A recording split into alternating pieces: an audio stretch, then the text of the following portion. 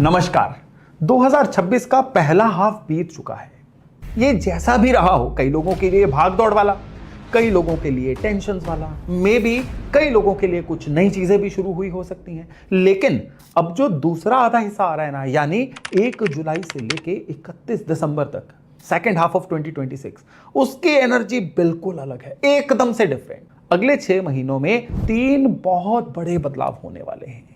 और पक्की बात एक आपको बता दूं, इन 3 बदलावों में से जो तीसरा बदलाव है ना, बड़ा ही जबरदस्त बदलाव है। वो इतना बड़ा है कि वो ना सिर्फ जाते हुए 2026 को आपके लिए बदल देगा, बल्कि आपके लिए अगले 1.5 साल की दिशा दशा भी तय करेगा। It is so wonderful. इसलिए इस वीडियो को बीच में छोड़ के मत जाइएगा, वरना इस वीडियो का जो कोर है ना, सबसे जरूरी बात, उसको आप मिस कर जाओगे।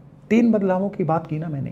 पहला बदलाव जो है ना, आपके लिए एक वरदान की तरह होने वाला है, और दूसरा बदलाव आपके लिए पुराने पेंडिंग मैटर्स को क्लियर करने वाला बदलाव, और तीसरा बदलाव, जैसा मैंने अभी बोला, कि वो आपकी जिंदगी की गियर को बदलने आ रहा है। इन 6 महीनों में ना जो सबसे बड़ा खिलाड़ी है ना, वो है गुरु, जुपिटर, बृहस्पति। और इस वक्त बृहस्पति कर्क राशि में है, अपने उच्च हालात में, यानी अपने सबसे कंफर्टेबल ताकतवर पोजीशन में। कब तक है? 31 अक्टूबर तक है। 12 साल में ये वाला गोचर एक ही बार आता है, इसलिए इसको तो लाइटली बिल्कुल मत लीजिएगा। अब गुरु जब इतना मजबूत हो गया तो वो क्या क्या दे सकता है एज पर योर राशि एंड बर्थ चार्ट। आप इमेजिन करके देखिए, 27 जुलाई से 11 दिसंबर डेट नोट कर लीजिए, शनि आपको उल्टा चलते हुए दिखेंगे। इसको हम क्या कहते हैं? शनि का वक्री होना। अब लोग समझेंगे कि ग्रह उल्टा चल रहा है मतलब कमजोर हो गया।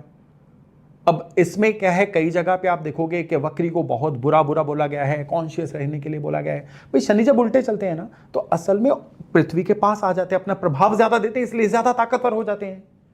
और उल्टा चलने का असली मतलब क्या है कि रुके हुए कामों को कंटिन्यू करवाना, यानी जो पुराना आपका कर्माज है वो लौट के आएंगे। जो मेहनत आपने पिछले बीते हुए समय में की थी और लगा था ना बेकार चली गई यार, कोई रिजल्ट नहीं आया, उसका फल इन महीनों में वापस आपके पास लौटेगा। जो आपका कोई पैसा कहीं रुका अटका था ना, वो आपको मिल सकता है। तो मिथुन यानी जेमिनाई, भाई इस बार ना सारा खेल पैसे और फैमिली के बीच में फंसा हुआ है।